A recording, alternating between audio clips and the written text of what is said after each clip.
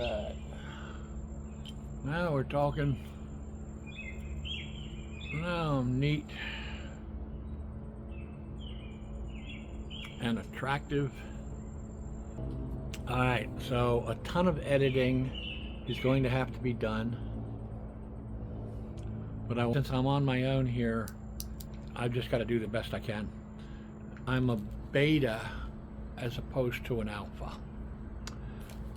Which pretty much basically means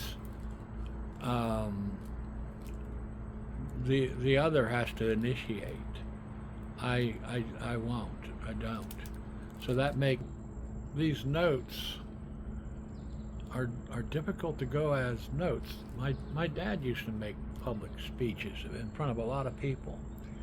So this, I remember he had a lot of notes on 3x5 cards. And he had jokes, and somewhere I've got them. I really should dig them out. Maybe I should use my old dad's. Maybe they're still good from more than 50 years ago. I wonder if his jokes would be pertinent. In order to ingratiate himself with the audience a little bit, I suppose. But my dad was a beta. He was not an alpha. So, so interesting. That we should both be inclined to do public speaking. Well, he was hired to do it. I mean, nature inclined him. I mean, it was part of his natural journey through life. It was how he ended up. DuPont. It was DuPont that hired him out of college. He wanted to be a journalist. But he got my mom pregnant, so he took a job instead of trying to find one with a newspaper, for instance. That would have been less lucrative and less secure. He took a job with DuPont, and within 6 months, he was assigned to throw the local, I think maybe 4th of July party or something, and I guess I can keep telling the story into this direction. It won't kill me, right?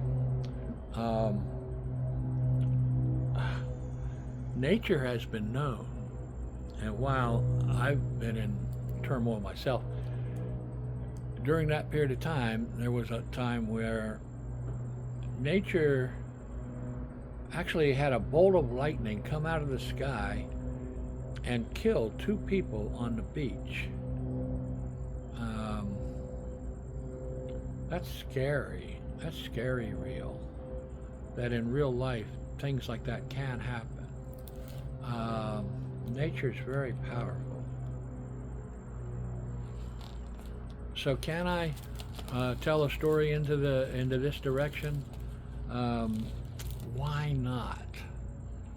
And I will edit the heck out of it, maybe. That's like a shit job that nobody wanted because it was miserable, and you had to plan the food and the picnic tables and just whatever to make the company picnic, to have the company picnic. He did such a fantastic job at their company picnic. They immediately gave him a raise, and just doing putting on, overseeing, producing the company picnic. He did such a good job that they gave him a raise and more assignments to do, kind of along those lines. And I didn't know that I was going to get into this story at all. It was certainly not planned. It's not in any of these notes. I guess I can't plan my tangents. They are as they are, and they will be as they will be.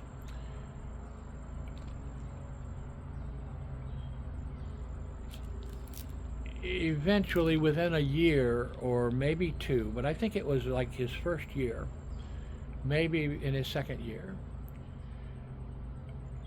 somehow it came that he wrote a memo on how to write a memo. That was his claim to fame.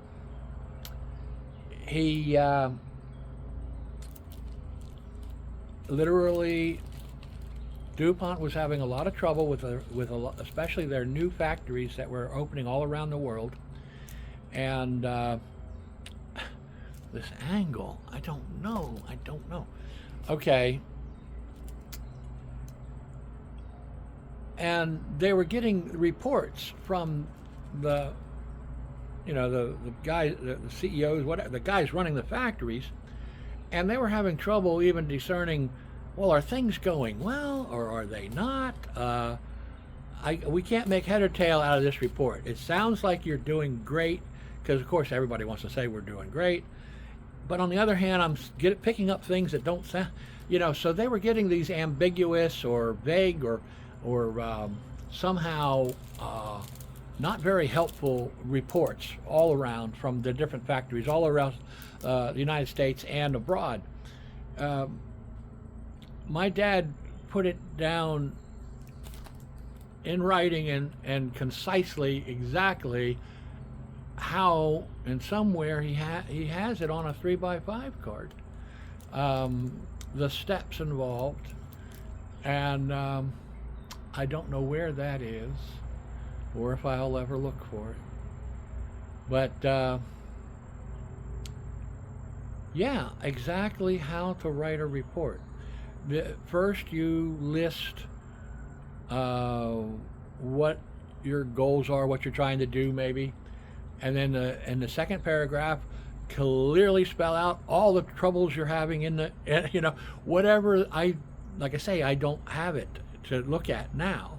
I wish I did, and probably help my videos. Yeah, so how to write a report was a huge thing for DuPont, because now, for the first time, if you followed the instructions, when you sent a report from whatever factory, wherever you are in the United States or abroad, when you sent that report in, it now was clear what was going on. This is what needs attention, otherwise this is going well, and that sort of thing. So again, they gave him a raise, and they created an entirely new position in DuPont that had not existed before him. And the position that they created was employee relations. Now, this is how I get it. Now, this is from what I understand. Now, maybe I'm completely wrong, and maybe people can research and see, oh, employee relations, DuPont had that starting in the 40s or something. I don't know, because this would have been early 60s or late 50s, actually. It would be 50s. It would be mid to late 50s. It was a big deal, and I hate it because I do speak authoritatively. It's how I think in my brain. What it does, I don't know if anybody can understand this, but it skips a step in kind of a mathematical or logical way of thinking. If I'm right, as I authoritatively state something, then I can move on to the next thing, and it skips the proof of the one thing. If the one thing I authoritatively say is wrong, I quickly correct that in my mind, explain it, find the right thing, and then move on. Oh gosh, it does sound, I guess I sound really complicated, but it works, and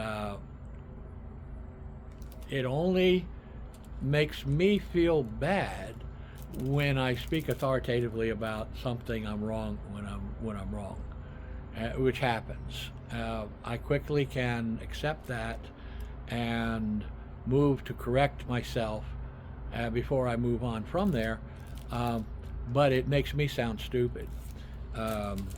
So I don't know. From the letters my mom wrote to family, she kept copies of all the letters she wrote to the family. That's how I know the story. because she kept copies. When she would type to the family, I love tangents. When she would type